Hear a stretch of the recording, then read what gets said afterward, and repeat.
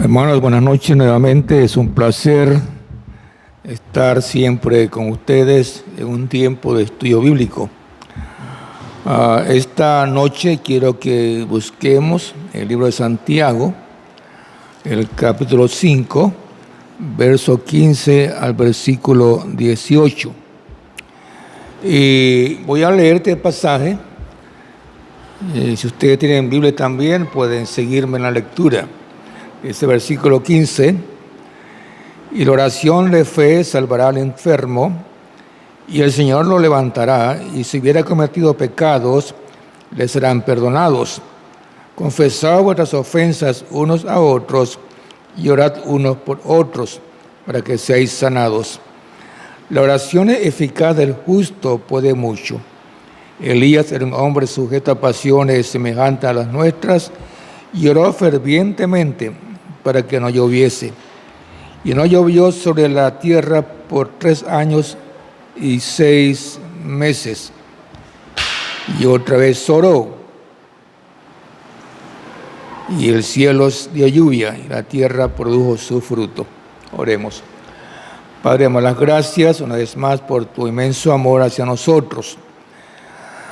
Queremos que tú puedas guiarnos en esta noche y que el estudio sea también de interés, de edificación y de bendición a los oyentes. Así que en tus manos nos encomendamos para que hablemos siempre lo que dice la palabra de Dios en cuanto a estos pasajes. Oramos en Cristo Jesús. Amén. La oración de fe, dice el pasaje, la oración eficaz del justo puede mucho. Y versículo 15, la oración de fe.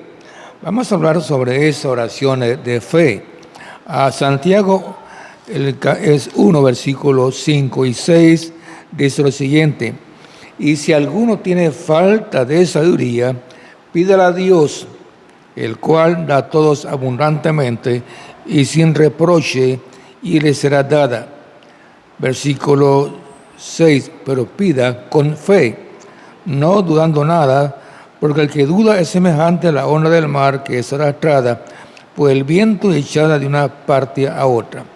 Entonces, la oración de fe es la oración en que podemos tener la confianza absoluta de que Dios va a responder a nuestras súplicas. Pero también dice la oración de fe es no dudando nada. Es lo que dice el versículo, pero pida con fe, no dudando nada. La duda no es una oración de fe. La duda simplemente es demostración de nuestra incredulidad.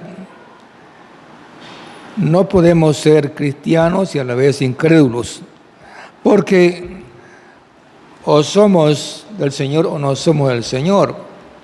El problema es que muchas veces nos falta la fe suficiente para recibir respuesta de Dios. De ahí que cuando oramos nosotros, la respuesta queda en el corazón de Dios dentro de su voluntad. Toda oración siempre queda en la mente y el corazón de Dios. Y en ese corazón de Dios también entramos dentro de su voluntad. Pero Él siempre tiene un propósito cuando no hay respuesta. Y una de esas respuestas es que la prueba produce paciencia. Ese Dios nos quiere dar paciencia y las pruebas también producen esa paciencia. Pero no hay duda de que siempre va a haber respuesta de parte del Señor. Y si es su voluntad, recibiremos la respuesta. Dice el versículo 15, y si un hermano, el 15, perdón, y la oración de fe salvará al enfermo, y el Señor lo levantará. Así que la oración de fe levantará al enfermo, salvará al enfermo. Entonces es necesario que entendamos que solamente la oración de fe Dios puede levantar al enfermo. No hay duda de que Dios lo va a hacer. Así es su palabra. Él va a salvarnos, dice al enfermo. Si hay enfermo, llamen al obispo. Él va a orar por los enfermos. Pero también uno mismo puede orar al Señor, pero recordando siempre que la oración de fe salvará y levantará al enfermo. Seguidamente dice el versículo, y si hubiera cometido pecados, le serán perdonados. Si la enfermedad es por causa de algún pecado, o también la enfermedad nos puede llevar a reconocer que somos frágiles en este mundo y buscar más de Dios.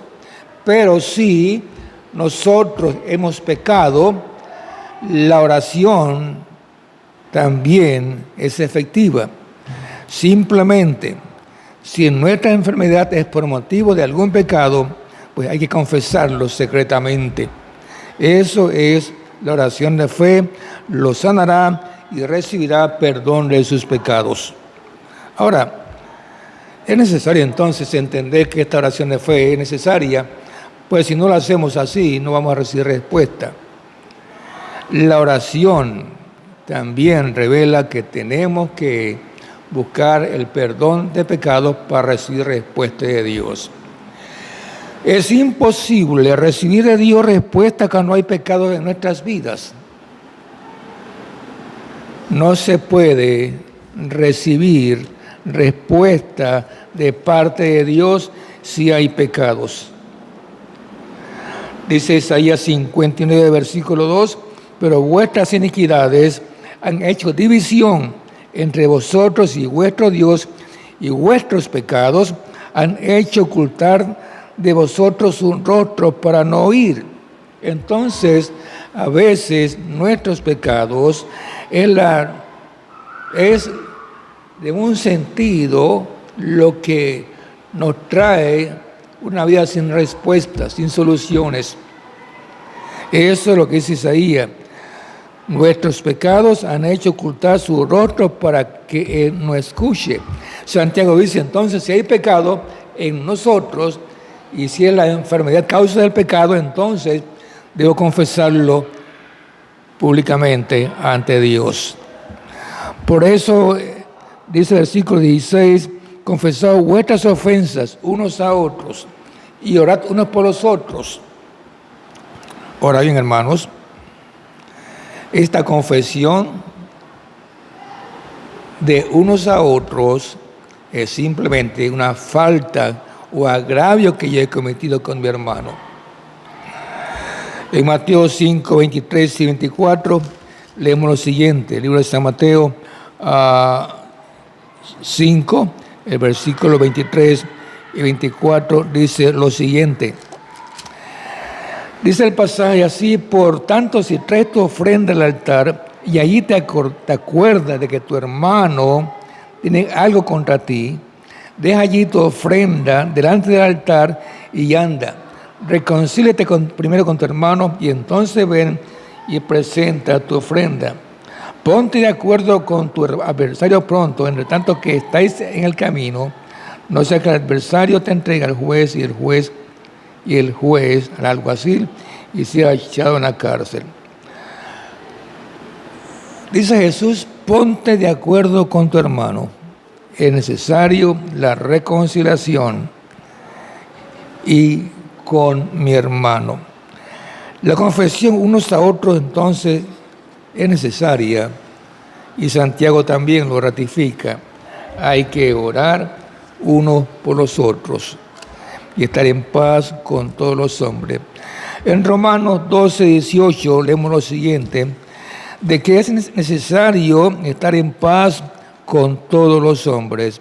Y así dice Pablo en la carta a los Romanos, el 12, versículo 18. Si es posible, en cuanto dependa de ti, estate en paz con todos los hombres. Es importante la reconciliación y estar en paz con mi adversario si he cometido algún agravio o falta.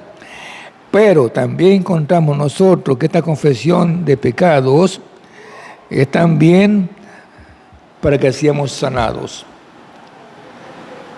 No se puede pedir perdón de pecados, una confesión, no puedo entregarle mis pecados a una persona. Pero sí puedo entregarle mis pecados al Señor y Él me va a limpiar de mis pecados. Es lo que encontramos nosotros en la primera carta de Juan, cuando leemos en primera de Juan, capítulo 1, versículo 9. Dice lo siguiente. Dice el texto en primera de Juan 1, 9. Cito lo siguiente. Si confesamos nuestros pecados, Él es fiel y justo para perdonar nuestros pecados y limpiarnos de toda maldad. No puedo confesar mis pecados a otra persona, solo al Señor, y Él nos va a limpiar nuestros pecados.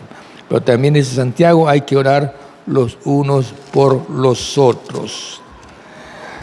Es necesario este compañerismo de oración. La iglesia primitiva empezó como una iglesia de oración. Y ellos perseveraban en la oración unánime juntos. Pablo pidió oración cuando escribe la carta a los Efesios, para que la oración de Pablo era para que hablara con denuedo el misterio del Evangelio. Esa fue la oración de Pablo. Quiero que oren por mí para que predique tu palabra con denuedo. Así que es necesario orar unos por los otros. Si hay que amarnos unos a otros, también hay que orar unos por los otros. Así que, ¿qué es lo que recomienda el texto?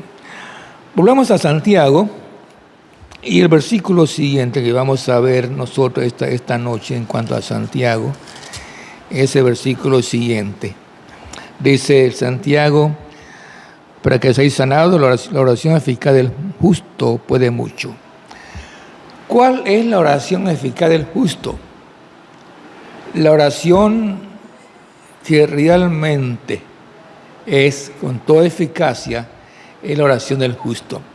Y Santiago pone un ejemplo de esta oración de fe de un hombre justo. Versículo 17 dice, Elías era un hombre sujeto a pasiones semejantes a las nuestras y oró fervientemente para que no lloviese. Y no llovió sobre la tierra por 3 años y 6 meses. Y otra vez oró y el cielo dio fruto y la tierra produjo su fruto. Esta expresión que leemos nosotros aquí en Santiago, que oró fervientemente, significa él oró con oración. En el griego, oró fervientemente, expresa oró con oración. O sea, era una oración continua y perseverante. Y esta oración tenía realmente un motivo, y ese motivo lo encontramos en Primera de Reyes 17:1. Este pasaje es lo que Santiago también nos concede. En Primera de Reyes 17:1 dice lo siguiente. Entonces Elías tisbita, que era de los moradores de Galaad, dijo a Acab, vive Jehová, Dios de Israel, en cuya presencia estoy, que no habrá lluvia ni rocío en estos años, sino por mi palabra. Y vino a él palabra de Jehová diciendo, apártate de aquí y vuélvete al oriente, escóndete con él en el arroyo de Querit, que está frente al Jordán. Ya Dios tenía la respuesta a la petición de Elías.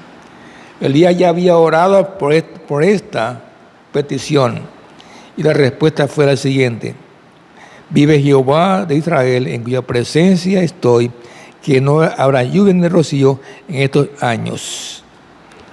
Oró para que no lloviese, y Dios le respondió a Elías. Pero vuelve también Elías a orar para que hubiese lluvia y la tierra produjo fruto. Y esto lo encontramos en el siguiente capítulo, 18, versículo 1 de Primera de Reyes. Pasados muchos días, vino palabra de Jehová a Elías en el tercer año, diciendo: Ven, muéstrate acá, y yo haré llover sobre la faz de la tierra. Yo haré llover sobre la faz de la tierra. Es Dios que envía la lluvia. Dios es que nos da la lluvia y el sol. Él es el que sabe cuándo va a llover y cuándo no llover. Pero aquí el pasaje habla de la oración eficaz del justo como Elías, que él oró por estas peticiones y Dios respondió. Esta es la oración de fe. En Lucas 4:25 también encontramos, Jesús hace referencia a este pasaje de Santiago, o Santiago también hace ver la respuesta, referencia en Lucas 4:25. Así dice Lucas 4, versículo 25, y lo leeré de lo que dice Santiago, y también Jesús lo confirma. Lucas 4, versículo 25. Y en verdad os digo que muchas viudas había en Israel en los días de Elías, cuando el cielo fue cerrado por 3 años y 6 meses, y hubo un gran hambre en la tierra. Realmente es Dios quien nos envía la lluvia, y es una bendición. Pero también Dios cierra las puertas, cierra las compuertas del cielo para que no haya lluvia. ¿Cuál es el mensaje central entonces en todo esto?